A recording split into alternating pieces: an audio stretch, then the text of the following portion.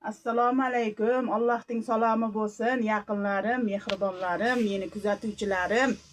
Qandaysizlar? Allohga qul, payg'ambarga ummat bo'lib yuring. Ibodatlar bilan charchamayapsizmi? Bugun biz oshirma manti qilyapmiz. Qarang-da. Qarislar buni yugudi deydi ekan.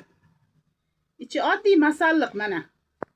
Kartoshka, savzi, piyozni qovurib, qaynatilgan, chala pishirilgan guruchga qo'shib oldim. Bolalarimga bir mehr beray bugun. Har kuni ham beraman. Allohning kuni ko'p bo'lsa, nima ovqat qilarimni bilmadim. Mana bunday tuyas. Soat 2larda xamirni ilab qo'yuvdim. Bir chiroyli oshibdi. Shuni o'tirib, hozir 5 bo'layapti ekan, asrdan oldin yasab osib qo'yay dedim. Mana. Oddiygina. Sabzi salat qilib qo'yganman bitta. Bitta iste'mol qilib yedi bolalarim. Hozir kechga yana bu bilan yeydi.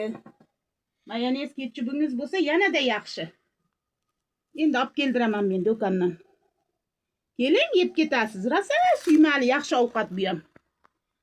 Xayr, omon bo'ling.